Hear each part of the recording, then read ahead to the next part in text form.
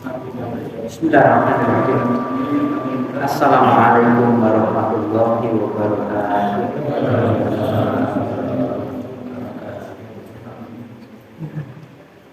Alhamdulillah. Nasta'inu wa nastaghfiruh. Wa na'udzu billahi min shururi anfusina wa min sayyiati a'malina. Man yahdihillahu fala mudilla lahu wa man yudlil fala hadiya lahu. Asyhadu an la ilaha illallah wa asyhadu anna Muhammadan abduhu wa rasuluh. Allahumma shalli ala Muhammad wa ala ali Muhammad. Fa ya ibadallah ittaqullaha mastata'tum wasma'u wa ati'u la'allakum turhamun. Bapak-bapak sekalian, marilah kita awali dengan kajian untuk malam hari ini, untuk penata niat kita masing-masing. Jangan sampai kebaikan-kebaikan yang kita lakukan ini tidak mendapatkan kebaikan pula dari Allah Ta'ala disebabkan niat kita yang keliru. Kemudian marilah kita tetap bertakwa kepada Allah. Apa-apa yang Allah Ta'ala perintahkan kepada kita, hendaklah kita melakukan sekemampuan kita masing-masing. Apa yang Allah berikan kekuatan kepada kita ini, semuanya dalam rangka untuk mengabdi kepadanya. Kemudian apa-apa yang Allah larang, kita tinggalkan tanpa kecuali. Hanya dengan itulah besok di akhirat kelak Allah Ta'ala akan memuliakan orang-orang yang bertakwa, akan menghargai orang-orang yang bertakwa ini dengan harga yang Masya Allah, dengan belas kasih beliau, belas kasih Allah Ta'ala, maka Allah Ta'ala akan memberikan satu kenikmatan kemuliaan di hadapannya yang di jannah sana. Kemudian Bapak ya, kita lihat kembali di Kitabul Maram di halaman yang ke-315 di kitab saya, di bab atau dalam bahasan Kitabul Itqi ya. Kitabul Itqi, bab atau kitab Al-Itqi, kemerdekaan budak. Ada hubungannya dengan budak. Kalau disebutkan budak berarti ada hubungannya dengan peperangan. Peperangan, karena budak ini didapat dari peperangan. Jadi orang-orang yang bekerja di luar negeri sekarang ini, kiriman dari Indonesia mungkin dikerjakan sana secara paksa, atau mungkin bekerja yang tidak sesuai dengan harapannya, tidak selayaknya pekerjaan dilakukan oleh mereka, itu pun belum dikatakan budak ya. Budak ini orang tidak bisa menguasai dirinya sendiri, dan budak ini merupakan satu kepemilikan. Orang yang punya budaknya disetarakan dengan orang punya harta. Jadi orang punya budak berarti dia punya harta, karena sewaktu-waktu bisa dijual. Budak ini bisa dijual. Jadi kayak dihargai barang. Maka Islam itu sebetulnya memperkecil, bukan menghapus budak, tidak menghapus budak, cuman memperkecil adanya perbudakan. Bahkan beliau Nabi Muhammad SAW pun juga menikahi beberapa seorang perempuan ini di akhir dari peperangannya, yang jadi tawanan itu beliau ambil sebagai istri ini dalam rangka supaya tidak menjadi budak. Banyak ada budak yang dimerdekakan, termasuk Bilal Ar-Rabah itu budak dimerdekakan oleh Abu Bakar As-Siddiq radhiyallahu anhu ya. kita perbudakan. Kemudian hadis yang ke 1235 dalam kitab saya, An Abi Hurairah radhiyallahu anhu qala Rasulullah sallallahu alaihi wasallam, dari Abu Hurairah radhiyallahu anhu berkata, bersabdalah Rasulullah sallallahu alaihi wasallam, ayu amri'in muslimin, ayuma mana-mana imri'in, seseorang muslimin yang muslim, yang attaqo memerdekakan imro'atan muslimah,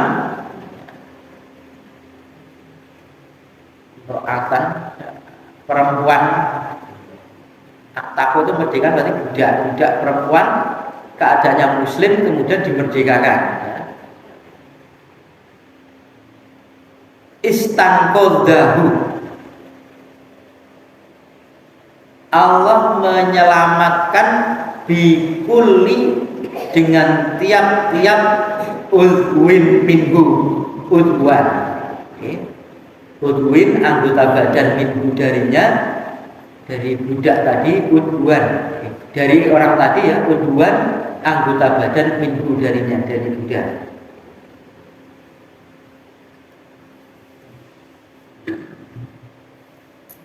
Jadi kalau di hadis ini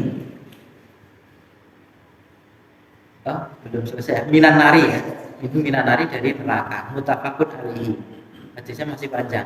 Wali Tirmizi, dan pada Imam Tirmizi, wa sohahahu, dan mensohehannya, maksudnya Tirmizi mensohehan hadis yang akan saya baca ini, An Abi Umamah, dari arah Abi Umamah, ayyumamri'in muslimin, dan mana-mana seorang muslim,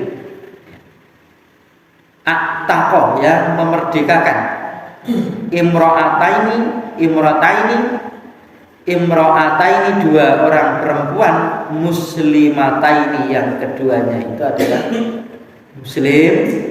muslimah ya. Kanata kahu, maka keduanya itu menjadikan tebusan dia, minan nari, dari neraka. Wali Abi Dawud min hadisi Ka'b bin Murrah, dan dari Abi Dawud dari hadisnya Ka'b bin Murrah, ayyumamri'atin, mana-mana seorang perempuan attaqat, yang memerdekakan, perempuan tadi, imro'atan, perempuan yang budak, muslimatan, yang muslim, budak tadi muslim, kanat adalah fikakaha, tebusannya untuk yang memerdekakan tadi, minan nari, dari neraka.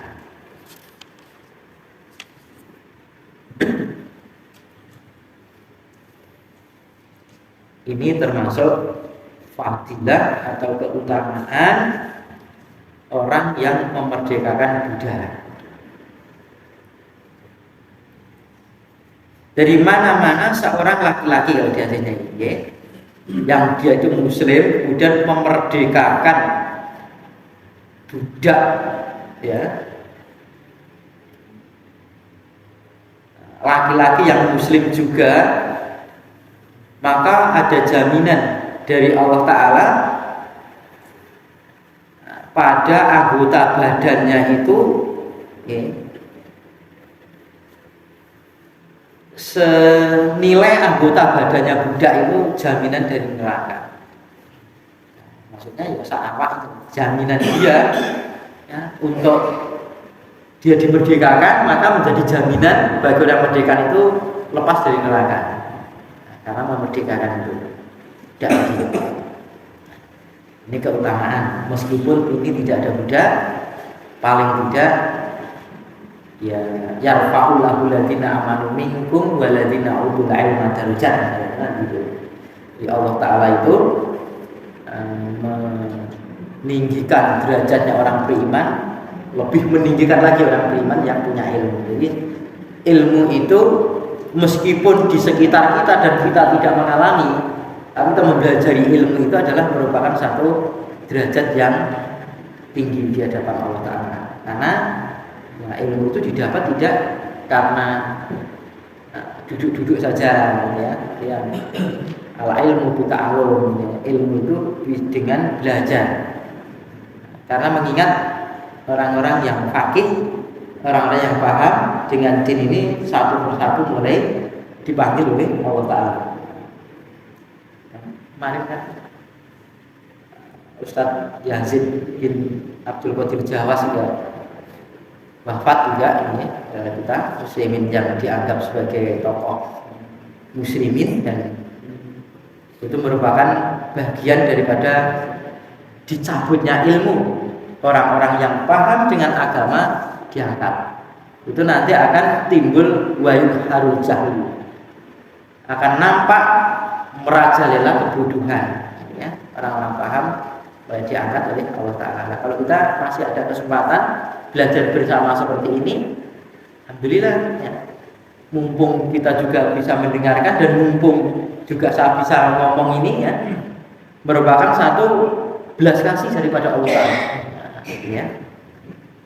Nah, oleh sebab itu Bapak sekalian, meskipun di sini tidak ada budak, kemungkinan barangkali nanti sampai mati juga tidak menemui budak, ya. Ya ini tadi keutamaan ilmu yang ada ini. Kalau yang dipelajari ini adalah merupakan satu hadis, meskipun kita tidak ngenangi atau tidak bisa menjalankan hadis ini karena keadaan, ya udah, kita akan mendapatkan pahala niat saja. Pertama, yang kedua dengan adanya ilmu tadi. Nah, kalau di sini orang yang memerdekakan budak itu adalah, kalau bahasa kita itu adalah orang yang diselamatkan dari neraka. Dari badannya itu, anggota badannya si budak tadi menjadi jaminan anggota badannya yang memerdekakan untuk selamat dari neraka. Kemudian itu kalau dari Abu Hurairah, ya, dari Abu Hurairah hadis ini, dan hadisnya sahih, ya, muttafaqun alaihi. Begitu juga pada Tirmidzi juga meriwayatkan hadis yang dianggap sebagai Tirmidzi hadis sahih juga, tapi dari arah Abi Umamah, bukan dari arah Abu Hurairah, bukan, ya. Itu mana-mana seorang Muslim yang dia itu memerdekakan dua orang muslimah perempuan, maka tebusan dia itu dua yang muslimah yang dimerdekakan tadi, tebusannya dia untuk keluar dari neraka atau untuk terhindar dari neraka. Mestinya dia termasuk neraka, tadi tebus dengan memerdekakan budak tadi. Nah, lepas dari sini, ya sekalian, ada persyaratan, ya. Seseorang kemudian muslim, bahasa kita Islam. Jadi Islam ini, muslim ini menjadi persyaratan dikeluarkannya atau dihindarkan seseorang itu dari siksaan, dari neraka. Jadi seseorang muslim seandainya memerdekakan budak tapi dia bukan muslim, nah maka tidak ada jaminan fika kahu minan nar, tidak ada jaminan tebusannya dari neraka. Lah maka supaya dia itu menjadi tebusan dari neraka, maka itu tadi, ya, imri'in muslimi, ya, seorang muslim yang memerdekakan budak. Di bab ini maka akan kita ketahui bahwasanya orang yang menjadi budak ini orang yang penghidupannya itu dipandang sebelah mata. Apalagi orang kafir memandang budak itu, masya Allah, dulu kan si Bilal ini dianggap budak saja, mau masuk Islam disiksa. Dia mau diselamatkan, bahkan mungkin ada jaminan merdeka kalau tidak masuk Islam, tapi kan dia tidak. dan disiksa pun dia menjadi akad-akadan. Dan yel-yel itu dijadikan para sahabat ketika di perang Badar ini. Perang Badar begitu banyak musuh, banyak, maka akad.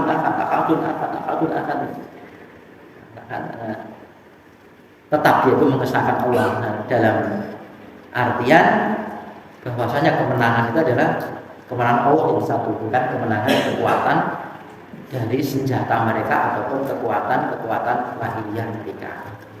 Jadi mereka tetap meskipun peperangan dibutuhkan fisik, tapi roh batinnya mereka tetap di nomor satu. Wali Abu Dawud, dan pada Abu Dawud min hadis Ka'b bin Murrah, ini dari Abu Dawud juga, arahnya dari arah Ka'b bin Murrah. Ayyuma mana imro'atin, seorang perempuan yang takut, dia orang perempuan tadi memerdekakan imro'atan, seorang perempuan budak, maksudnya muslimatan yang muslim, kanat adalah fikakaha minan nari, tebusan dia, si perempuan yang memerdekakan tadi, tebusannya dia dari neraka. Tebus itu maksudnya jatahnya itu, tapi karena ditebus dengan itu maka dia terhindar dari itu. Orang itu masuk penjara, tapi dia ditebus sehingga tidak bisa masuk penjara, sehingga terhindar dari penjara. Sebagaimana ini, orang itu masuk neraka, tetapi karena ditebus dengan amalan dia, perbuatan dia yang memerdekakan budak, maka dihapuslah dosa-dosanya dan pahalanya ini dilipat gandakan. Allah lebih kekuasaan Allah Ta'ala itu tidak ada yang menghalang-halangi, dan tidak ada orang setuju tidak setuju. Nah, kita kan kalau diambil setuju tidak setuju kayak cerita orang membunuh 99 orang itu, ya, orang membunuh 99 orang, dia mau bertobat, ketemu ulama muda, ketemu ustaz muda ini ya. Dia betul yang disampaikan itu. Bagaimana saya mau bertobat pada Allah tapi membunuh 99 orang? Dia jujur dan dia membacakan hati, wah, membunuh satu orang saja neraka, mau 99 orang saja. Ahlunar lah mungkin ini syarrul bariyah mungkin. Lah akhirnya naik bintang orang ini, ya, dulu juga saat. Tapi toh akhir-akhirnya dalam cerita itu ketemu kiai yang orang tua yang berilmu din, kemudian dia memahami orang yang datang padanya, yang tanya itu kemudian kan ditunjukkan saja, oh kamu datang ke sana, ditunjukkan satu negeri, satu daerah, yang daerah itu adalah orang baik-baik semua, dengan harapan karena dia kumpul dengan orang-orang baik, maka dia kalau mau berbuat jahat, maka tidak ada temannya, tidak jadi berbuat jahat.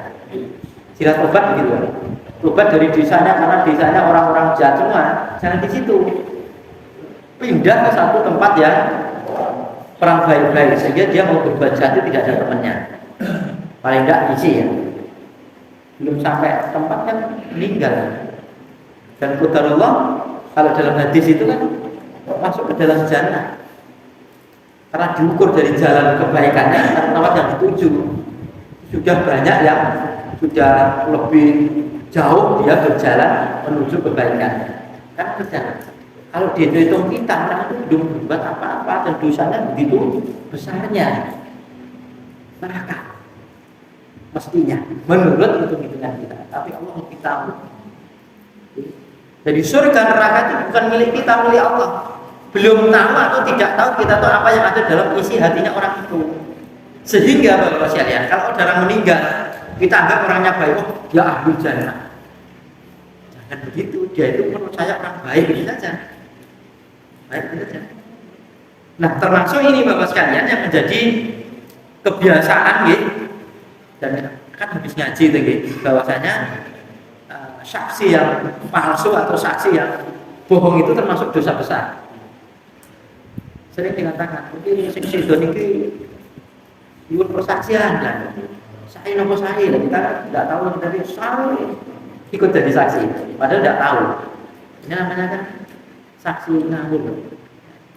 Kalau tidak tahu ya diam saja. Nah, sana gitu. Jadi bapak sekalian, ini mestinya kita ini juga berbuat sesuai dengan kemampuan kita yang ada. Kita tidak usah menunggu, untung tidak ada budak, kalau ada budak tak merdekakan, belum tentu.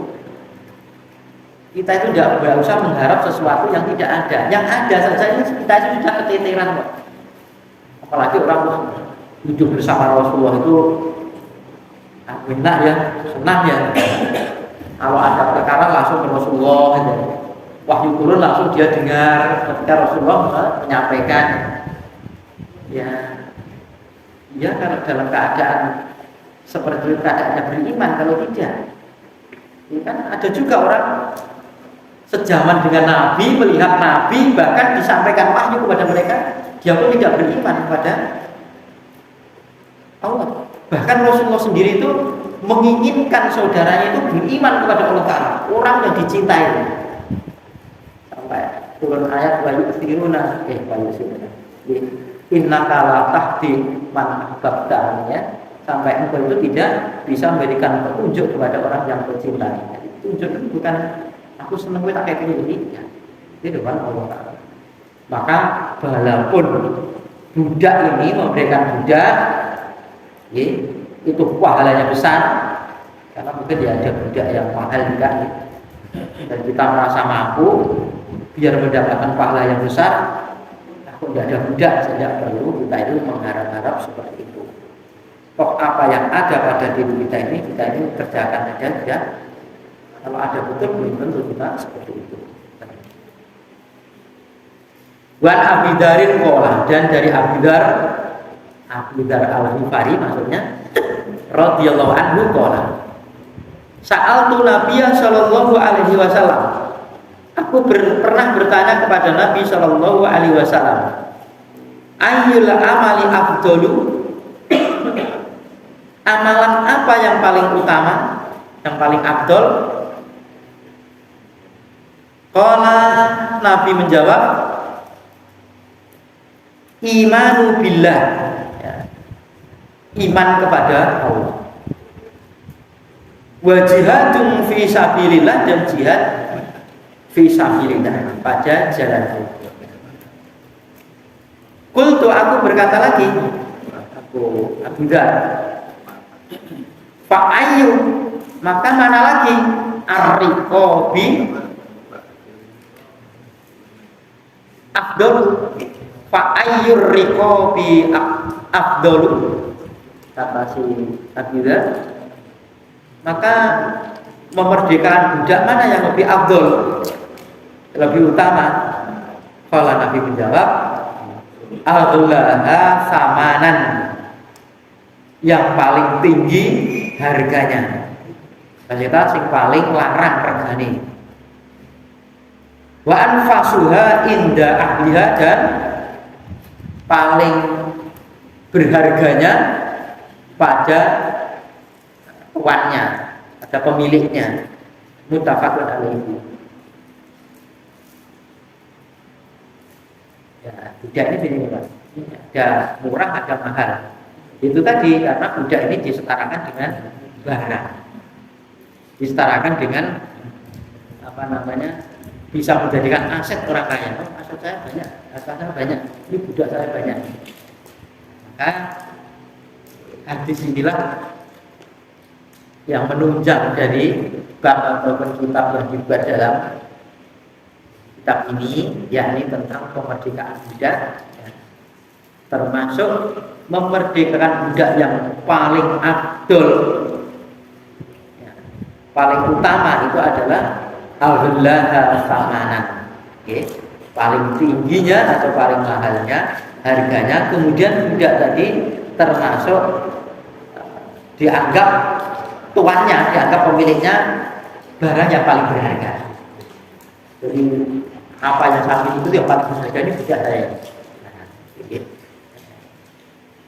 Dan dulu Nabi Yusuf alaihissalam itu meskipun dijual itu bukan budak. Yusuf itu bukan budak, Nabi Yusuf itu bukan budak. Meskipun dijual oleh bahkan itu dibuang, ya, dimasukkan ke sumur oleh saudara-saudaranya, kemudian diangkat oleh rombongan pedagang, kemudian dijual. Tapi itu pun bukan budak. Dan budak tidak boleh. Kenapa dijual? Mereka namanya orang apa namanya pemahamannya seperti itu, orang merdeka kok dijual, dijual. Abu Dzar ini bertanya, ya Rasulullah, amalan apa yang paling utama? Yang pertama kali adalah iman kepada Allah. Ada amalan paling utama, ada dosa yang paling besar. Apa yang dosa paling besar ya kebalikannya ini, asyriku billah, menyekutukan Allah. Iman di sini itu adalah tidak sekedar orang mengatakan percaya adanya Allah, bukan begitu, bukan hanya itu saja.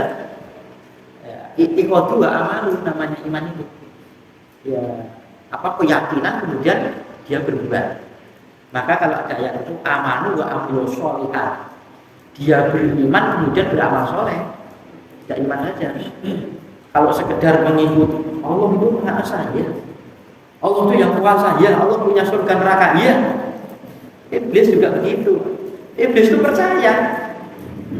Iblis itu yakin, seyakin-yakinnya bahwa Allah itulah yang, bahkan dia yakin besok kalau hari kiamat dia hancur itu akan masuk neraka, tidak ada bisa jadi anak Allah. Dia yakin. Tapi iblis tidak termasuk beriman meskipun percaya kepada Allah atau Tuhan yang ini, Tuhan yang Maha Esa, meskipun begitu tidak termasuk beriman. Maka orang-orang yang kalau ayat itu amana billahi wa bil yaumil akhir wa ma hum bimu'minin, di surat Al-Baqarah. Mereka itu mengatakan bahwasanya kami itu beriman kepada Allah, beriman kepada hari akhir, tapi langsung dijawab oleh Allah Ta'ala wa ma hum bimu'minin, dan mereka itu bukan orang-orang beriman. Karena ya apa yang ada dalam lisannya itu tidak ada dalam hatinya. Nah, di sini iman kepada Allah itu yaitu tadi ada pembuktian, ada ciri-cirinya orang beriman itu. Allah mensifatkan orang-orang beriman itu bagaimana? Tidak sekedar lisannya saja. Kemudian jihad fisabilillah. Yang dimaksud jihad di sini itu perang. Yang dimaksud di sini perang. Perang melawan orang-orang yang menghancurkan Islam. Kalau disebutkan perang berarti ya kalau tidak membunuh, dibunuh ya, gitu saja. Kemudian ini yang ada hubungannya dengan pembicaraan. Ditanyakan oleh Abu Dzar Al-Ghifari, paling utamanya memerdekakan budak. Kan budak banyak, yang paling utama, paling mahal harganya.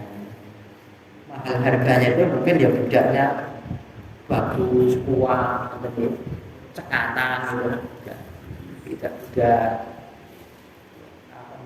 loyo, ya sudah loyo dan itu. Maka termasuk dulu itu ada budak mukatab. Budak mukatab itu budak yang memerdekakan dirinya dengan mencari donatur, ya, cari sponsor. Dari roh itu kan ingin merdeka, kemudian matur kepada Aisyah radhiyallahu anha. Kulon itu dimerdekake. Akhirnya kan minta fatwa pada Rasulullah. Oh ya, kalau kamu nyekir dimerdekakan. Dan nanti apa namanya? Hartanya budak itu jadi milikmu. Sudah minta sana. Akhirnya betul dimerdekakan oleh Aisyah radhiyallahu anha. Tidak mutakab, tidak yang memerdekakan dirinya dengan bantuan orang lain, cari sponsor orang lain. Karena jadi budak itu kan, masya Allah, tidak bisa menguasai dirinya sendiri. Kemudian yang paling utama juga, ya, di samping harganya mahal, budak itu menjadi barang yang paling berharga, ya, paling berharganya kepemilikan tuannya. Jadi dia punya barang ini harganya paling mahal, ya budak. Merdekakan, jika umpamanya itu ya, kok merdekakan itu berarti ya apa namanya, paling utama ya. Dan dihindari sebisa mungkin yang punya budak, karena punya budak perempuan itu bisa dikumpuli, tapi kalau perempuan punya budak laki-laki tidak bisa diajak kumpul. Jadi kalau perempuan punya budak, punya perempuan tidak apa-apa, budaknya laki-laki tidak boleh. Tapi kalau laki-laki punya budak, maka boleh dikumpuli. Maka ditekan sedemikian mungkin supaya tidak punya anak, biar tidak ada pembudakan kepada ibunya. Nanti budak ini dikumpuli, punya anak, tuannya meninggal, maka anaknya merdeka, ibunya tetap budak. Gitu. Jadi muamalah kan jadinya. Maka bolehnya azil itu. Azil itu adalah kumpul suami sama istri. Kalau kumpul di perempuan, kemudian ketika mau keluar, sperma itu diduduk, dikeluarkan di luar. Kalau punya suami, kalau suami istri harus izin kepada istrinya. Nek dililani ya monggo, nek dililani ampun. Kamu diduduk. Nah, kalau untuk ini karena itu menghindari supaya tidak adanya umuman tadi. Kemudian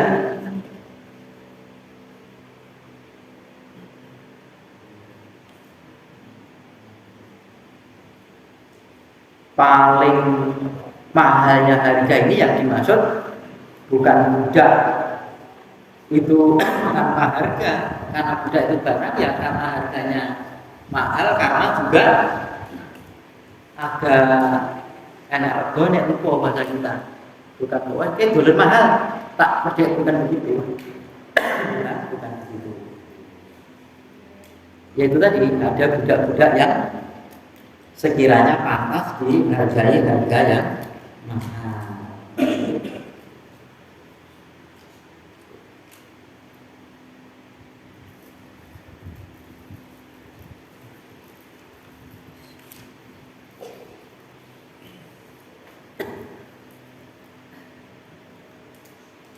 Hadis 1237. Wa an Ibnu Umar radhiyallahu anhuma qala, dan dari Ibnu Umar,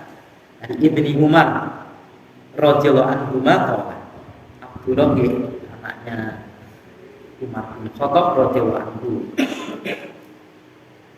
Qala Rasulullah sallallahu alaihi wasallam, man a'taqa syirkan, barang siapa yang memerdekakan syirkan.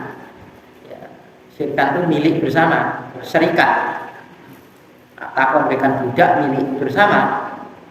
Lahu padanya itu fi abdin, pada satu budak, memerdekakan, berserikat padanya itu dalam satu budak. Fakana lahu malun, maka adalah lahu baginya itu malun, harta, ya beluhu yang sampai samana itu harga al-abdi, budak tadi.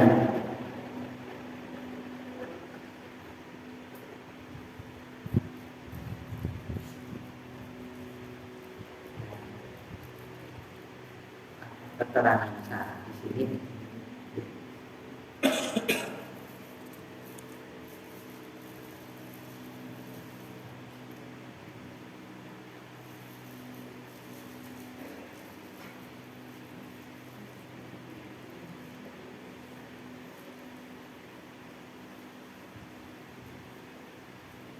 Kuwima perkirakan atau penetapan harga kimatan dengan kira-kiranya, ya kira-kiranya adlin dengan jujur, dengan adil.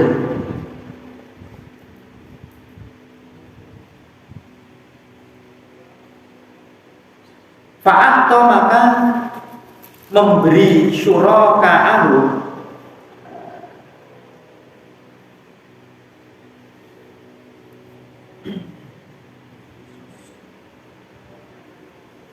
syarikatnya tadi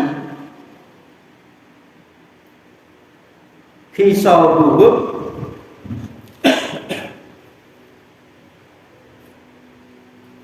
at-taqo alaihil abdu, kemerdekaan atasnya itu abdu.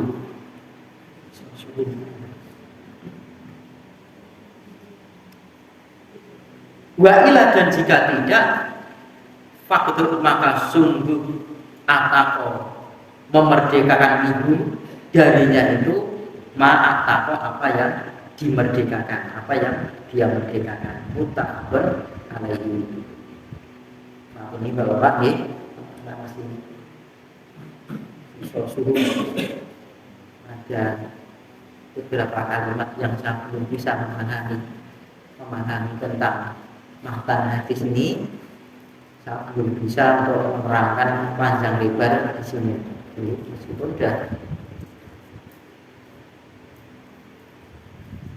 dibaca, tapi sekedar baca saja. Apalagi filosofi dari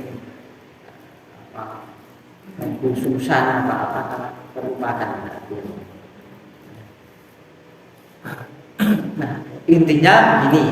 Nanti insya Allah yang akan datang ini akan saya lihat dulu ya, jadi di hadis ada 1451 ini dibanding keterangannya. Nah, kita lihat saja kebaikan ataupun fadilah yang ada dalam hadis-hadis yang kita sama-sama pelajari bareng-bareng ini. Pemahaman yang bisa kita ambil kebersamaan ini adalah budak itu tetap ada, tidak ada penghapusan budak. Seandainya ada peperangan dan terjadi seperti itu, seperti juga peperangan kaum muslimin melawan orang kafir, maka perbudakan itu akan ada daerah-daerah konflik peperangan itu. Maka kok budak dihapus itu tidak ada ataupun belum ada maksudnya hadis-hadis tentang adanya perbudakan ini. Itu. Kemudian begitu besarnya pahala orang yang memerdekakan budak, sampai Rasulullah Shallallahu Alaihi Wasallam menserikatkan hadis ini, menggandengkan hadis ini, keutamaan budak ini disejajarkan dengan keutamaan pahala perbuatan orang yang melakukannya ini adalah beriman pada Allah, jihad fisabilillah, kemudian memerdekakan budak. Disetarakan dengan itu. Nah, oleh sebab itu, karena tidak ada budak dan memang tidak mengharapkan pada budak, pahalanya besar seperti ini. Paling tidak kita punya ilmu, kemudian kita berharap bisa melakukan kebaikan walaupun tidak dengan memberikan budak dengan pahala yang besar. Nah, itu tadi iman kepada Allah kita pahami, ya. Kita betul-betul memahami tentang keimanan kepada Allah Ta'ala dengan kalimat yang la ilaha illallah itu, karena Allah itu memerintahkan bukan wakul dan katakanlah tidak, tapi fa'lam annahu la ilaha illallah, maka ilmuilah, ketahuilah bahwasanya tidak ada ilah kecuali Allah. Berarti kalau fa'lam itu berarti kamu punyalah ilmu bahwasanya tidak ada ilah itu, tidak ada sembahan kecuali Allah. Tidak sekedar kamu disuruh mengucapkan hampir semua orang bisa, tapi untuk mengilmui bahwasanya Allah itu satu-satunya yang wajib diibadahi dan wajib disembah, tidak semua bisa memahami. Inilah perlunya kita ini belajar bersama-sama. Bisa kalian yang dipending sama Allah, aku buat kita semuanya. Aku juga belajar astagfirullah. Assalamualaikum warahmatullahi wabarakatuh. Waalaikumsalam.